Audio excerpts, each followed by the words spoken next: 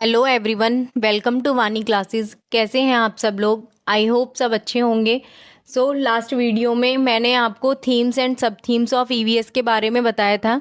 तो जिसने वो वीडियो अभी तक चेकआउट नहीं किया है वो जल्दी से जाकर उस वीडियो को चेकआउट करें, जिसका लिंक आपको आपकी स्क्रीन पर दिख रहा होगा। तो आज की क्लास में हम थीम्स ऑफ ईवीएस के बारे में थोड़ा डिटेल में पढ़ेंगे। तो फर्स्ट थीम है हमारी फैमिली एंड फ्रेंड्स, मतलब परिवार और मित्र। तो परिवार क्या है? परिवार समाज की प्रथम इकाई है। बच्चा जब पैदा होता है तो उसकी आंखें अपने परिवार के बीच में खुलती हैं। बच्चे को कोई समझ नहीं होती किसी भी प्रकार की। बच्चा ना तो सामाजिक प्राणी होता है ना असामाजिक प्राणी होता है, वो होता है केवल मनोशारीरिक प्राणी। बच्चे का जो प्रथम गुरु होता है, जो भी बच्चा सीखता है वो किससे सीखता है? अपने परिवार से। तो परिवार का हमारी लाइफ में बहुत इम्पोर्टेंट हिस्सा होता है। परिवार हमारी जिंदगी में बहुत महत्वपूर्ण भूमिका निभाता है। ये क्वेश्चन एग्जाम में कितनी बार पूछा जा चुका है कि समाज की प्रथम इकाई क्या है? तो समाज की प्रथम इकाई क्या है? परिवार। परिवार मतलब फैमिली। फैमिली शब्द जो है ये फैमुलस शब्द से लिया गया है, जो लैटिन भाषा का शब्द है फैमुलस, जिसका मीनिंग होता है सर्वेंट। सर्वेंट मतलब नौकर। तो चलिए परिवार के बारे में थोड़ा और डिटेल में समझ लेते हैं। परिवार एक सामाजिक संस्था है। Family is a social organisation. परिवार समाज की मूलभूत इकाई है। कैसी इकाई है? The basic need of society. अगर परिवार को थोड़ा और अच्छे से जाने तो परिवार समाज की ऐसी इकाई है जिसमें माता पिता, उनके विवाहित व अविवाहित बच्चे तथा अन्य सदस्य सम्मिलित रहते हैं, जो अपने दायित्वों और एक दूसरे से स्नेह की भावना से बंधे रहते हैं। परिवार आपका व्यक्तिगत, भावनात्मक, बौद्धिक और सामाजिक विकास करता है। जब बच्चा पैदा होता है तो उसको कोई समझ नहीं होती, वो बिल्कुल नासमझ होता है। परिवार में रहते रहते ही उसका धीरे धीरे व्यक्तिगत मतलब पर्सनल, भावनात्मक, इमोशनल, बौद्धिक, इंटेलेक्चुअल और सामाजिक विकास मतलब सोशल डेवलपमेंट होता है। तो चलिए जानते हैं परिवार कितने प्रकार का होता है। Types of family. तो फर्स्ट नंबर पर आता है हमारा एकल परिवार मतलब न्यूक्लियर फैमिली।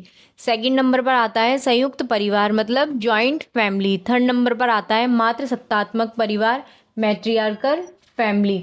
फोर्थ नंबर पर आता है पितृसत्तात्मक परिवार पैट्रियार्कल फैमिली। फिफ्थ नंबर पर आता है समरक्त परिवार मतलब कंसंजेनियस फैमिली। तो चलिए इन सभी फैमिली के बारे में हम थोड़ा और डिटेल में समझते हैं। फर्स्ट नंबर पर है हमारा एकल परिवार मतलब न्यूक्लियर फैमिली। यह परिवार का सबसे छोटा रूप है। जिस तरह आप नीचे फोटो में देख रहे होंगे कि मम्मी पापा और उनके दो छोटे बच्चे, तो ये परिवार का कैसा रूप है? छोटा। इस परिवार में माता पिता व अविवाहित बच्चे एक साथ रहते हैं। इस परिवार को सिंगल, न्यूक्लियस और सेंट्रल फैमिली के नाम से भी जाना जाता है। तो ये जो तीन नाम मैंने आपको बताए हैं ये जरा ध्यान से सुने। एग्जाम में कितनी बार पूछा जा चुका है कि एकल परिवार को और किस किस नाम से जाना जाता है? तो क्या है? सिंगल, न्यूक्लियस और सेंट्रल फैमिली। नेक्स्ट है हमारा संयुक्त परिवार मतलब जॉइंट फैमिली। तो चलिए जानते हैं जॉइंट फैमिली क्या होती है। हिंदू समाज में संयुक्त परिवार एक ऐसे बड़े आकार का परिवार है जिसमें एक साथ एक ही घर में कई पीढ़ियों के लोग रहते हैं। मतलब जिस फैमिली में परदादा, दादा, पापा, चाचा, ताऊ, उनके बच्चे, फिर उनके बच्चे, मतलब कई पीढ़ियों के लोग रहते हैं, जिनका खाना पीना सब एक ही साथ होता है, एक ही घर में रसोई होती है, सब एक साथ होते हैं। तो ये कौन सा परिवार कहलाता है? हमारा संयुक्त परिवार। जैसे नेक्स्ट पॉइंट में लिखा है जिसमें बुजुर्ग, रिश्तेदार, बच्चे और उनका परिवार एक साथ रहते हैं। भारतीय परिवार का मूल स्वरूप संयुक्त परिवार को ही माना जाता है। ये वाला पॉइंट इम्पोर्टेंट है। ये एग्जाम में कितनी बार पूछा जा चुका है कि भारतीय परिवार का मूल स्वरूप कौन से परिवार को माना जाता है? तो कौन से परिवार को माना जाता है? संयुक्त परिवार को। जिस तरह आप फोटो में देख रहे होंगे दादा दादी, मम्मी पापा और उनके बच्चे, तो ये पीढ़ी चलती आ रही है। ये सभी एक ही फैमिली में रहते हैं। तो ये कौन सा परिवार हुआ? संयुक्त परिवार। नेक्स्ट है हमारा मातृसत्तात्मक परिवार मतलब मैट्रियार्कल फैमिली। तो मैट्रियार्कल फैमिली क्या है?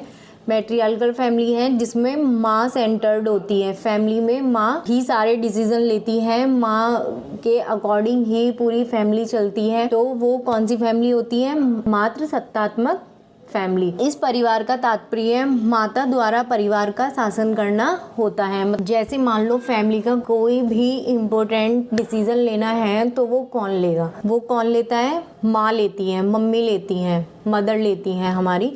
तो वो कौन सी फैमिली कहलाती है? हमारी मैट्रियार्कल फैमिली। जैसे इसके नाम में ही माँ आ रहा है शुरू में, मातृ, तो ये कौन सी फैमिली है? हमारी मातृसत्तात्मक फैमिली।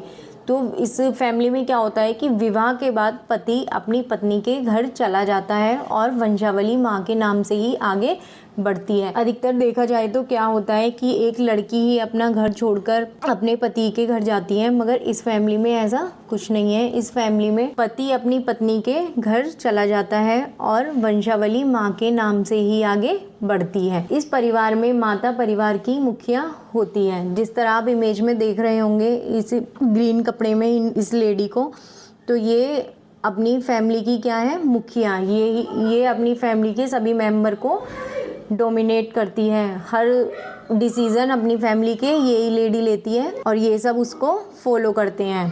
तो ये कौन सी फैमिली है?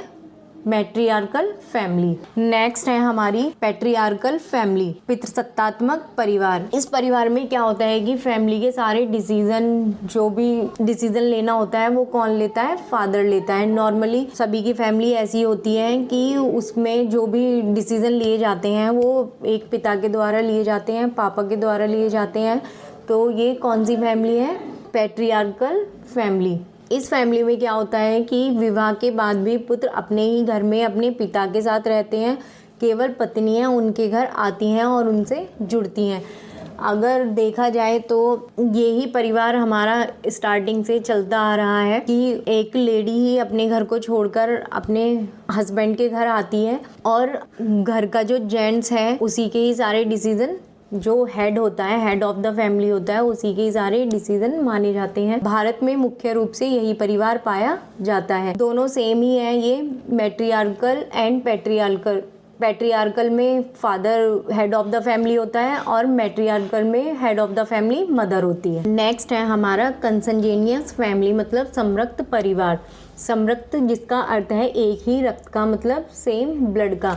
ऐसा परिवार जिसमें सेम ब्लड के लोग रहते हैं, जैसे फादर के फादर आई मीन दादा, ग्रैंडफादर, उनका ब्लड सेम है, फादर का ब्लड सेम है और उनके बेटे का ब्लड सेम है। तो जो ये सेम ब्लड के मेंबर हैं वो एक साथ रहते हैं, तो वो कौन सी फैमिली कहलाती है? कंसंजेनियस फैमिली। इस परिवार में एक ही पूर्वज से वंचित व्यक्ति एक साथ रहते हैं, मतलब एक ही पूर्वज होगा, एक बुजुर्ग होगा और उनके बच्चे, उनके बच्चे, उनके बच्चे सब सेम ब्लड के होंगे, वो सभी एक साथ एक ही फैमिली में रहते होंगे। तो वो कौन सा परिवार कहलाता है? समरक्त परिवार। सो 5 टाइप्स ऑफ फैमिली हम डिस्कस कर चुके हैं। जो फर्स्ट है हमारी न्यूक्लियर फैमिली, सेकंड है हमारी जॉइंट फैमिली, थर्ड है हमारी मैट्रियार्कल फैमिली एंड फोर्थ है हमारी पैट्रियार्कल फैमिली एंड फिफ्थ है हमारी कंसंजेनियस फैमिली। तो सभी इन फैमिली को अच्छे से ध्यान रखें। चलिए नेक्स्ट टॉपिक पर चलते हैं, हमारा जो है फ्रेंड्स। तो फ्रेंड्स क्या है? फ्रेंड दोस्त ज्यादातर लोगों के जीवन का महत्वपूर्ण हिस्सा होते हैं। दोस्ती 2 या 2 से अधिक व्यक्तियों के बीच का रिश्ता है। दोस्ती जो है वो एक से ज़्यादा लोगों के साथ हो सकती है, 2, 3, 4, जिनसे भी हमारा अच्छी बॉन्डिंग होती है। हम अपने आइडियाज़ उनके साथ शेयर कर सकते हैं, वो हमारी सुन सकते हैं, हम उनकी सुन सकते हैं। तो वो हमारे क्या कहलाते हैं? फ्रेंड्स कहलाते हैं। बालक के कार्यों में आवश्यकता पड़ने पर उसकी सहायता करने वाला, उसके साथ खेलने वाला उसका मित्र होता है। मतलब हम किसी भी मुसीबत में हैं, हमें कोई भी प्रॉब्लम आती है, तो हम अगर उस प्रॉब्लम के टाइम पर कोई हमारी हेल्प करता है तो एक तरीके से वो हमारा क्या बन जाता है? फ्रेंड बन जाता है। मित्र एक स्पेशल रिलेशनशिप होता है जिसमें ना कोई जाति देखी जाती है, ना धर्म देखा जाता है, ना गरीब, ना अमीर, ना ऊंच नीच, कुछ नहीं देखा जाता। बस एक अच्छा प्यारा सा रिश्ता बन जाता है। जिस तरह आप फोटो में देख रहे होंगे कि इसको प्रॉब्लम है और ये चारों इसकी हेल्प कर रहे हैं, तो जब इसकी हेल्प करके इसको इधर ले आएंगे तो ये भी इनका क्या बन जाएगा? फ्रेंड बन जाएगा। तो फ्रेंड जो है वो बहुत स्पेशल रिलेशनशिप होता है। आई होप आपको ये वीडियो अच्छा लगा होगा। आई होप आप फैमिली एंड फ्रेंड्स के बारे में काफ़ी अच्छे से समझ गए होंगे। तो चलिए इनसे रिलेटेड कुछ क्वेश्चंस कर लेते हैं। फर्स्ट क्वेश्चन है हमारा, निम्नलिखित में से कौन सा कथन सही है? परिवार एक संस्था है, परिवार एक समिति है, परिवार एक समुदाय है, परिवार ना संस्था है ना समिति है। तो क्या है इसका राइट आंसर? का राइट आंसर है परिवार एक समिति है। तो परिवार क्या है? एक समिति है। सेकंड क्वेश्चन है हमारा, भारतीय परिवार का मूल स्वरूप क्या है? ये मैंने आपको पीछे डिस्कस किया हुआ है जब मैंने आपको परिवार के बारे में पढ़ाया था। तो भारतीय परिवार का मूल स्वरूप क्या है? नंबर 1 एकल परिवार, नंबर 2 संयुक्त परिवार, नंबर 3 सत्तात्मक परिवार, नंबर 4 उपरोक्त सभी। तो इसका राइट आंसर क्या है? संयुक्त परिवार, मतलब जॉइंट फैमिली। थर्ड क्वेश्चन है हमारा, ईवीएस की पाठ्यचर्या में परिवार और मित्र क्या है? तो ईवीएस के करिकुलम में फैमिली एंड फ्रेंड क्या है? उपथीम है, विषय वस्तु है, थीम है या पाठ्यक्रम है? क्या है ये? थीम है। फोर्थ क्वेश्चन है हमारा, निम्नलिखित में से क्या पर्यावरण अध्ययन के पाठ्यचर्या के सुझावित थीम का उपथीम क्या है? क्वेश्चन ध्यान से सुने। निम्नलिखित में से क्या पर्यावरण अध्ययन के पाठ्यचर्या के सुझावित थीम का उपथीम क्या है? थीम का सब थीम क्या है? परिवार एवं मित्र। सेकंड ऑप्शन, हम चीज़ें कैसे बनाते हैं। थर्ड ऑप्शन है हमारा आवास। फोर्थ ऑप्शन है हमारा जानवर और पौधे। तो इसका आंसर क्या है? परिवार और मित्र, मतलब फैमिली और फ्रेंड।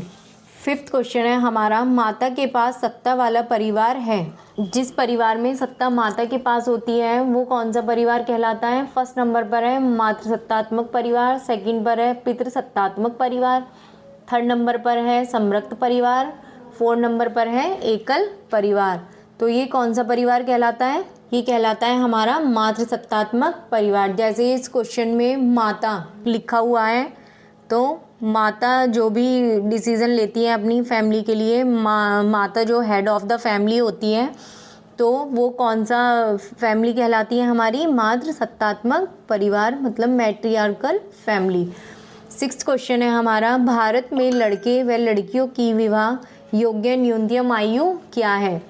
ऑप्शन 1 21 वर्ष व 18 वर्ष, ऑप्शन 2 18 वर्ष व 21 वर्ष, थर्ड ऑप्शन 18 वर्ष व 18 वर्ष, फोर्थ ऑप्शन है 18 वर्ष व 16 वर्ष।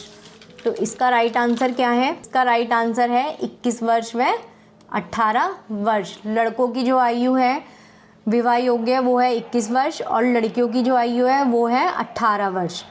नेक्स्ट क्वेश्चन है हमारा, लड़के लड़कियों की अपेक्षा अधिक बुद्धिमान होते हैं, यह कथन सही है, सही हो सकता है? ऑप्शन 3 लैंगिक पूर्वाग्रह को प्रदर्शित करता है, ऑप्शन 4 बुद्धि के भिन्न पक्षों के लिए है।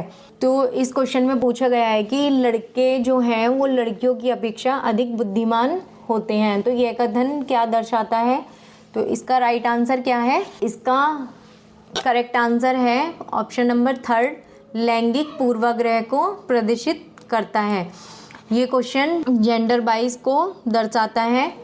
ऐसा कुछ नहीं है कि जो लड़के हैं वो लड़कियों की अपेक्षा अधिक इंटेलिजेंट होते हैं, लड़कियां भी इंटेलिजेंट होती हैं और लड़के भी इंटेलिजेंट होते हैं। नेक्स्ट क्वेश्चन है हमारा, हमारे जीवन में हमारे दोस्तों की भूमिका निम्नलिखित में से कौन सी है? पॉइंट नंबर 1 है दोस्तों के साथ खेलना और आनंद लेना, पॉइंट नंबर 2 एक दूसरे की देखभाल करना, पॉइंट नंबर 3 विचारों और चीज़ों को साझा करना, पॉइंट नंबर 4 है उपरोक्त सभी।